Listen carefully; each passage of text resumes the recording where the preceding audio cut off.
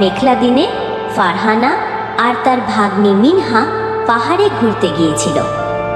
পাহাড়ের পথটা ছিল বেশ সুন্দর, চারপাশ সবুজ গাছপালায় ঘেরা। হাঁটতে হাঁটতে ওরা হঠাৎ একটা খরগোশকে দেখতে পায়। খরগোশটা দেখতে পেয়ে ওরা খুব খুশি হয়। মিনহা দৌড়ে খরগোশটার কাছে যায় আর খরগোশটা তার কোলে উঠে বসে। ফারহানা আর মিনহা দুজনেই খুব অবাক হয়। খরগোশটার সাথে খেলা করতে করতে ওদের পুরো দিনটা কেটে যায়। পাহাড়ের কোলে সেই খরগোশটার সাথে কাটানো সময়টা তাদের জন্য ছিল খুব মজার আর স্মরণীয়।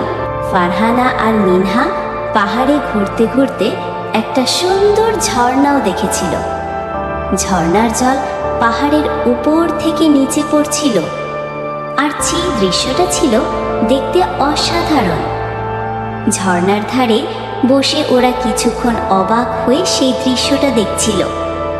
ঝর্ণার শব্দ শুনে ওদের মনটা শান্তিতে ভরে গিয়েছিল। মিনহা তো ঝর্ণার ঠান্ডা জলে হাত দিতেও চেয়েছিল। ফারহানা ওকে হাত ধুয়ে নিতে বলেছিল।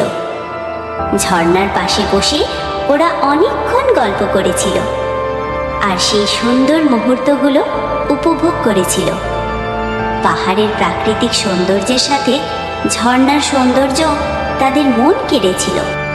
পাহাড়ে ফারহানা আর মিনহার এই ঘোরাঘুরিটা তাদের জীবনে একটা অবিস্মরণীয় ঘটনা হয়ে থাকবে। ভাগ্নি আর খালার একসাথে কাটানো এই সময়টা তাদের মধ্যেকার বন্ধনটাকে আরও মজবুত করে তুলবে। পাহাড়ের সৌন্দর্য, খরগোশের সাথে খেলা আর ঝর্ণার শান্ত পরিবেশ তাদের জীবনে একটা মিষ্টি স্মৃতি হয়ে থাকবে।